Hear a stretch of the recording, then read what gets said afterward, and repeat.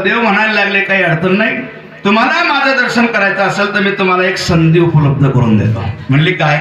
आज रात्री 12 वाजता मी मधुवनामध्ये त्या ठिकाणी रास लीलेचा त्या ठिकाणी कार्यक्रम भरणार आहे आणि ते स्पेशल तुमच्याकरता भरवणार आहे. म्हणले मग आजची शरद पौर्णिमा आहे, कोजागिरी पौर्णिमा आहे, आज रात्री 12 वाजता रासलीलेला प्रारंभ होईल. त्या रासलीलेकरता तुम्ही सर्वांनी यावं, एकट्याने येऊ नये, अख्ख्या वृंदावनातल्या गोपिकांना सांगा. म्हणले काही हरकत नाही.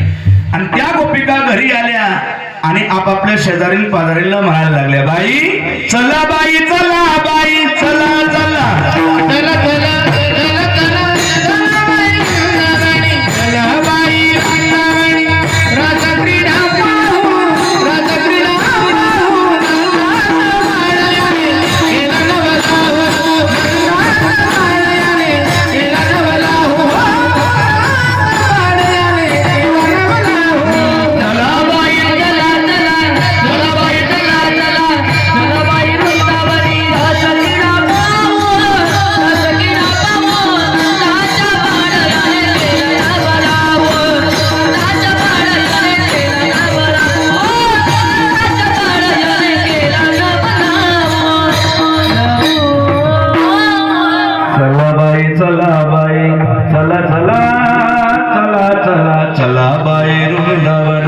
क्रीडा पाहू, नंदाच्या बाळयाने गेला नवलावू.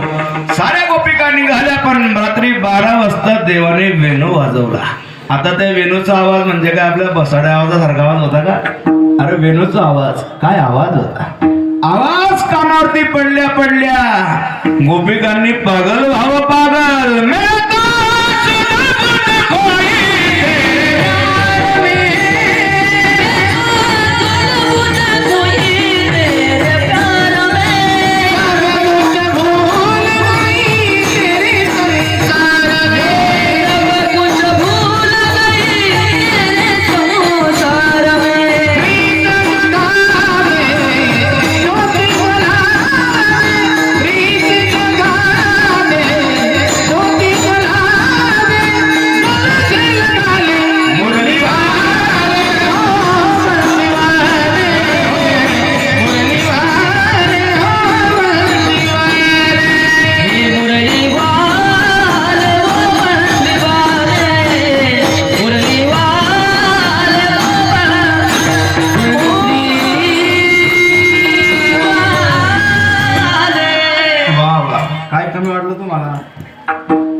कमी का वाजवण टाळे बापा हो.